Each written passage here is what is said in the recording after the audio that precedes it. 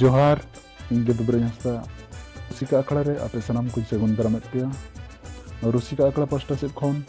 तेहें आपे को रस्का उचुपे लगिते अगुआ कहीं मीत खाटो कहानी आसायें नोआ कहानी अंजम कते आपे पे रस्का आर पे सेचेदोआ मा एनखान एतहब लगे बो तेहें खाटो कहानी सारी के नोआ धरती रे सिरजन रे कथा जखन उयहर हिजुआ मने रे अड़ी हाड़ा के बुझुआ नुन मारंग धरती पुरी रे नुना गान जीव जियली को ताला खन मानमी जीव दो जतो खन सरस जीवी चेदा से मानमिया दो दिस सुदिस बुद्धि दाड़े आयमा किछु मेना ओनाते अब मानमी जाति दो जतो खन सरस जाति मेनखान तीनंग गान ऑक्टो रे नोंका हो उयहर हिजुआ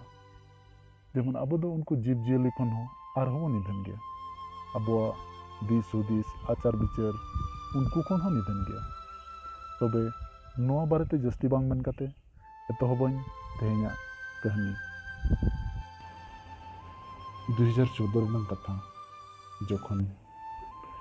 संगीन दिसम नाल्हा कमी रॉक लेन तहना संगीन दिसम संगीन बेदार रे जखन इन सेटेरेना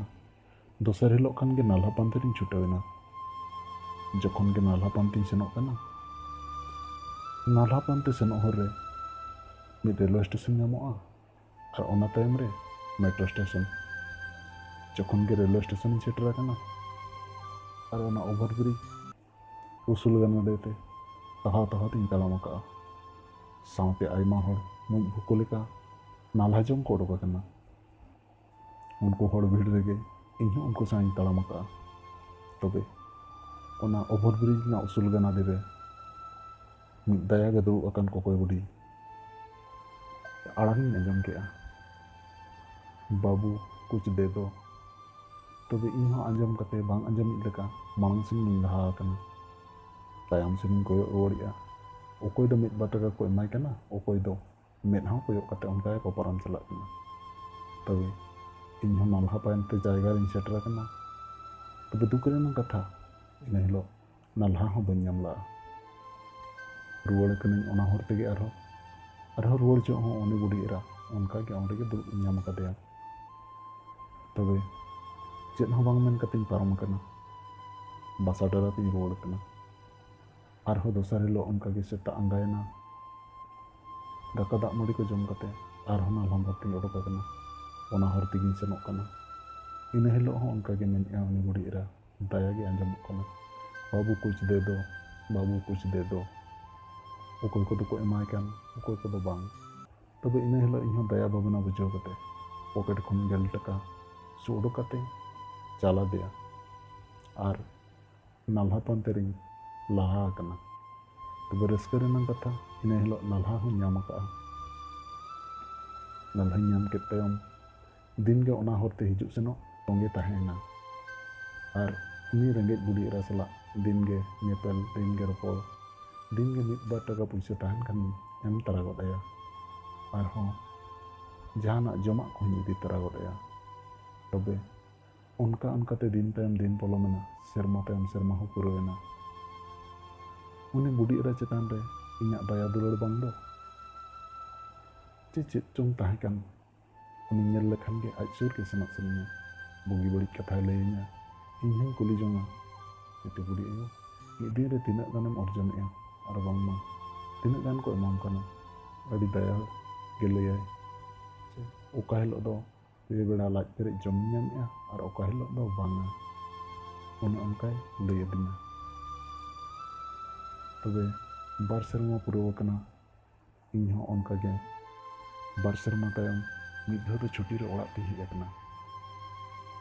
ओड़ा ते हेज तायम जखन आरो नाल्हा कमी रोड़ेना नाल्हा कमी रोड़ तायम उनी बुढ़ी एरा तीना दिन चो ओना जायगा रे दुड़ आदो बई नेल लेदेया मने मने ते अड़िन पांते ओड़ा केदेया तबे बांगे ताहे कना ओना जायगा रे एनखान चेद चो मने रे दिस दिस आदि नासे छोड़े उनका चितर को बेनाव बड़े तहन चेद मने तिचो अजा मोहडा उयहर केते अजा मोहडा लका मिद चितर बेनाव केया ᱚᱱᱟ ᱪᱤᱛᱟᱹᱨ ᱦᱚᱸ ᱱᱩᱱᱟᱹᱜ ᱱᱟᱯᱟᱭ ᱦᱩᱭᱮᱱᱟ ᱡᱮ ᱧᱮᱞ ᱞᱮᱠᱷᱟन ᱥᱟᱹᱨᱤᱭᱟᱜ ᱞᱮᱠᱟ ᱦᱚᱸ ᱧᱮᱞ ᱜᱚᱫᱚᱜᱼᱟ᱾ ᱛᱚᱵᱮ ᱟᱥᱟ ᱠᱮᱜ ᱟᱹᱧ ᱱᱚᱣᱟ ᱪᱤᱛᱟᱹᱨ ᱡᱩᱫᱤᱧ ᱟᱹᱠᱷᱨᱤᱧ ᱫᱟᱲᱮᱭᱟᱜᱼᱟ ᱮᱱᱠᱷᱟᱱ ᱡᱟᱦᱟᱸ ᱛᱤᱱᱟᱹᱜ ᱯᱩᱭᱥᱟᱹ ᱦᱩᱭᱩᱜᱼᱟ ᱱᱚᱣᱟ ᱯᱩᱭᱥᱟᱹ ᱫᱚ ᱩᱱᱤ ᱵᱩᱰᱷᱤ ᱮᱨᱟᱜᱤᱧ ᱮᱢᱟᱭᱟ᱾ ᱤᱧᱦᱚᱸ ᱟᱫᱚ ᱫᱤᱱ ko bang polom kate ona chitar sab kate market tegiñ chalawena akhring lagin te। तबे ona चितर जखन अखरिंग चलाव आकना ona चितर रेन गोनोंग आंजम कते अड़ी जोर गिñ हाहाड़ा आकना। सारिगे तीसों बई उयहर लेद तहन जे नोआ रोहड़ कागज आर रंग रेनांग गोनोंग नुनाग ढेर हुई दाड़ेयागा मेनते। मने तिñ भाबी केआ बांग दो इñाग परुकिया रेनांग दाम गे नुनांग बांग दो उनी बुढ़िया चेहरा गे नुनांग दाम बांग दो ओना रोहड़ कागज आर रंग रेनांग गोनोंग गे नुनांग। तबे जहाँ तीनाग तीñ अखरिंग केआ ओना जुदी उनी बुढ़ी जम लेखाने इना टाका जम तेगे आजा जीवी ताते चलाआ। उना ढेर टाका तीñ अखरिंग केआ। तबेñ हेज रुवाड़ आकना। हेज रुवाड़ कते ओना टाका एमोग लगिन उनी बुढ़ी एराñ पांते बड़ाई कना। बारसिñ पे दिन नेल केदेया बांगिñ नेल नाम लेदेया ओना जायगा रे ओना सुर साटगे रे जहाँ तीनाग दुकान को ताहें कना कुली बड़ा केद कोआ। जखन गे उनकुñ कुली केद कोआ नोंकान खबर को आंजम आदिña नोंकान कथा को लई आदिña जहाँ रेñ तिंगु आकना नोंकाñ मने गद केआ पाले इñaग जंगल लातार रेनाग धरती दो बनुआ ना। सारिगे आपे होंपे आंजम लेखान पे उनका गे पे बुझेवा चेदाग से उनी बुढ़ी एरा दोय बोंगा तला आकना। सारिगे मने रे अड़ी दुखिñ बुझेव केआ चेदाग से जखन उनी बुढ़ी जीवित ए ताहें कना अकय हों मिद बार टाका बांग को एमोग ताहेन आर तेहेñ नोआ रोहड़ कागज किरिñ लगित को रेपेज कना।